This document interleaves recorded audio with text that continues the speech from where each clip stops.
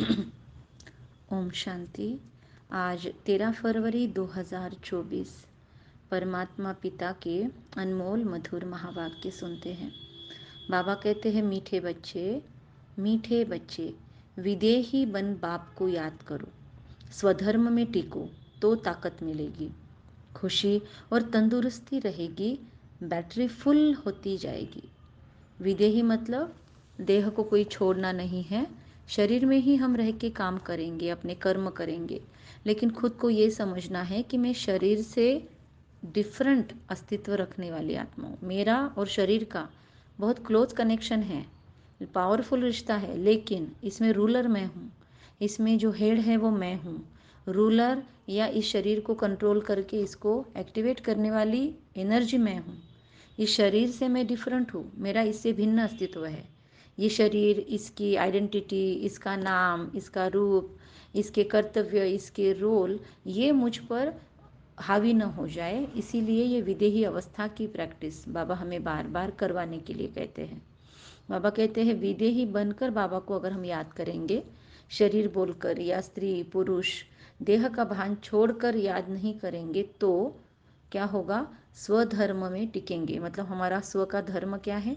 सुख, शांति, प्रेम, आनंद, पवित्रता, ज्ञान, शक्ति, ये सारी हमारे सप्तगुण या अष्ट शक्तियाँ, ये सारी एक्टिवेट होगी अगर हम स्व के धर्म में एक्टिवेट हो गए, टिक गए। तो बाबा कहते हैं, अगर ये सब हो गया तो ताकत मिलेगी, आत्मा सशक्त हो जाएगी। सशक्त आत्मा को खुशी भी रहेगी, और खुश आत्मा तंदुरुस्त मन दुरुस्त दोनों रहेगी। अगर ये सब चीज़ें हैं हमारे अंदर तो बैटरी फुल होती जाएगी। जैसे मोबाइल की बैटरी जैसे जैसे फुल होती है तो मोबाइल के सारे फंक्शंस एक्टिवेट होना शुरू होते हैं, वरना बैटरी सेव होनी शुरू हो जाती है। तो वैसे ही आत्मा को अगर सशक्त बनना है अगले पूरे 84 जन्मों का पूरा चक्कर घूमने के लिए, तो ये प्रैक्टिस करने के लिए परमात्मा हमें गाइड कर रहा है। कितना सुंदर छोटा सा सारांश है, और उसका अर्थ कितना डिटेल, डीप, और पूरा जीवन भर उस पर काम करने योग्य है। प्रश्न है, ड्रामा की किस नूंद को जानने के कारण हम बच्चे सदा अचल रहते हैं?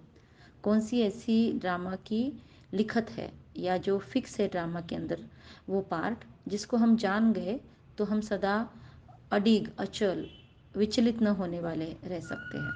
सोचेंगे, क्योंकि समस्याएं, परिस्थितियां ज़िंदगी में आती है तो हम हलचल में आ जाते हैं, डोलायमान हो जाते हैं, हिल जाते हैं हम, है ना? तो वो न हो इसके लिए बाबा कहते, तुम जानते हो ये बॉम्ब्स आदि जो बने हैं, मिसाइल्स या ऑटोमिक चीज़ें जो बनी हैं, ये छूटने हैं ज़रूर एक दिन, रखने के लिए तो नहीं बनाए जिन्होंने बनाए। तो विनाश होगा या परिवर्तन जब होगा तो हमारी नई दुनिया आएगी, तो पुरानी दुनिया बदलने के सिवाय तो नई कैसे आ जाएगी? तो इसलिए भले कुछ परिवर्तन हो, ऊपर नीचे हो, तो भी उसको देखकर हम डावाडोल नहीं होंगे कि ये कैसे हो रहा है, ये कैसे क्या हो गया, अरे बाप रे, हाय तौबा नहीं मचेगी हमारे अंदर। अगर हमको ये विश्वास है और हमको ये नॉलेज, अवेयरनेस है, जागृति है कि ये बनाए हैं तो कभी ना कभी तो यूज़ हो गई। ऐसे परमात्मा करते हैं कि अगर परिवर्तन होगा, महापरिवर्तन होगा, तो भी तो हमारी नई दुनिया आएगी। यह ड्रामा, यह सृष्टि चक्र अनादि नूंद है। मरना तो सबको ही है, जो जिंदगी में आया उसका मृत्यु अटल है।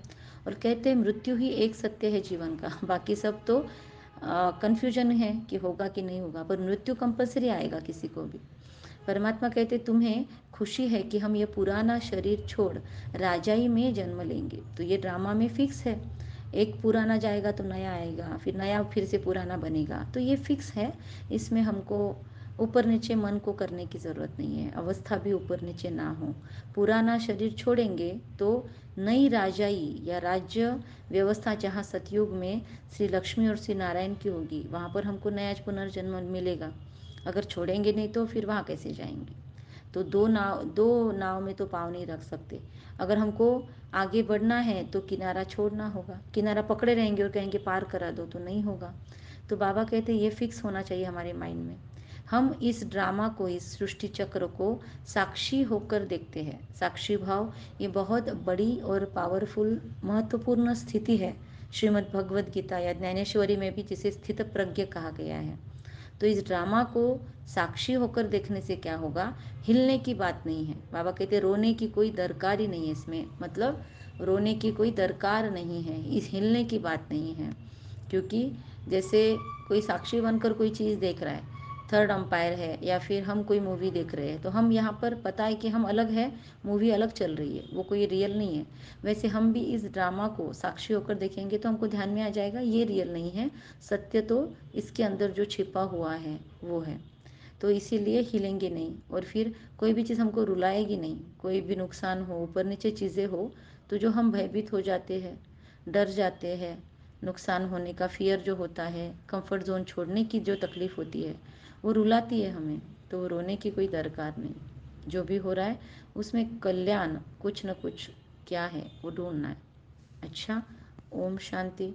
तो आज की 13 फरवरी की मुरली से परमात्मा पिता ने हमको बहुत गहराई से ये ड्रामा के पॉइंट्स पर चिंतन करने के लिए कहा, आत्मा अभिमानी बनने के लिए भी कहा। विनाश की चीज़ें बनी हैं तो उसके बारे में भी हमको क्या अवेयरनेस होना चाहिए वो भी कहा। फिर बाबा ने कहा विश्वास होगा तो हमें सब कुछ समझते रहेगा, हमें अब शांति में रहना है, और जितना जितना ज्ञान योग में मजबूत होंगे फिर पक्के और सॉलिड हो जाएंगे, ऐसे भी बाबा ने कहा। तब बाबा ने जब मुरली चलाई तो कहा बच्चे बहुत भोले हैं। एक्चुअली भोले मतलब ज्ञान समझ कर भी जो लाइफ में नहीं उतरता तो बाबा उसको नाम तो नहीं रखेंगे ना, तो भगवान है, बाप है, तो भोले कह के छोड़ देता है। लेकिन बाबा कहते भारतवासी देवी देवता है कितने सॉलिड थे, सॉलिड मतलब पावरफुल, तो धन से भी भरपूर थे। अभी हम सब खाली हो गए हैं, तो सॉल्वेंट से इंसॉल्वेंट हो गए हैं। तो हम भी खुद जानते भारत क्या था और क्या बन पड़ा है, आज क्या हालत है। तो इसलिए बाबा ने बार बार आज भी हमको बैच पर समझाने के लिए राय दी।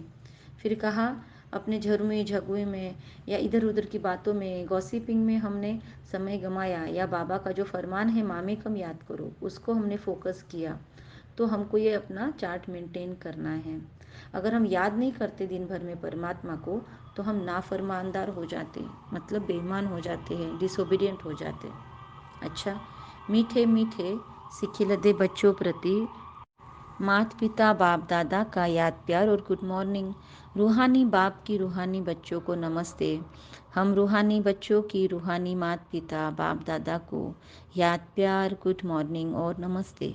वाह बाबा वाह, शुक्रिया बाबा शुक्रिया, वाह ड्रामा वाह, वाह मुझ आत्मा का श्रेष्ठ से श्रेष्ठ भाग्य वाह। तो धारणा के लिए आज पॉइंट्स है।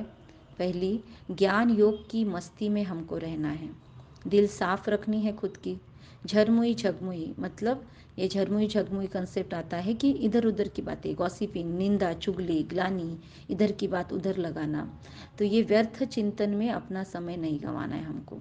सेकंड पॉइंट है हम आत्मा भाई भाई है, अब वापस घर जाना है। आत्मा, सभी आत्माएं परमात्मा की संतान होने के नाते आपस में कनेक्शन भाई भाई का है, तो वापस घर जाना है, ये अभ्यास पक्का करना है। विदेही बनकर स्वधर्म में स्थित हो, बाबा को याद करना है हमें। वरदान है स्वस्वरूप और बाबा के सत्य स्वरूप को पहचान कर, स्व के निज आत्म स्वरूप और शिव बाबा के सत्य स्वरूप को पहचान कर सत्यता की शक्ति धारण करने वाले दिव्यता संपन्न भव।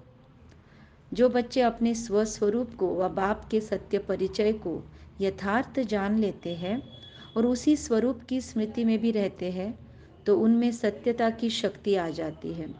उनके हर संकल्प सदा उनके हर संकल्प सदा सत्यता उनके हर संकल्प सदा सत्यता व दिव्यता संपन्न होते हैं। संकल्प, बोल, कर्म और संबंध संपर्क सब में दिव्यता की अनुभूति होती है। सत्यता को सिद्ध करने की आवश्यकता नहीं रहती है। अगर सत्यता की शक्ति है तो खुशी में नाचते रहेंगे। बाबा कहते सत्य को प्रूव करने की ज़रूरत नहीं होती है कि मैं सत्य हूँ, एक दिन सत्य सामने आएगा। बाबा आमतौर पर सहनशीलता को ही धारण करने के लिए हमें गाइड करते हैं। अगर सत्यता की शक्ति है तो खुशी में नाचते रहेंगे। इस पर एक स्लोगन है, सच तो बीठो नच। स्लोगन है, सकाश देने की सेवा करो तो समस्याएं सहज ही भाग जाएगी। सकाश देने की सेवा करो तो समस्याएं सहज ही भाग जाएगी। अच्छा, ओम शांति। कम बोल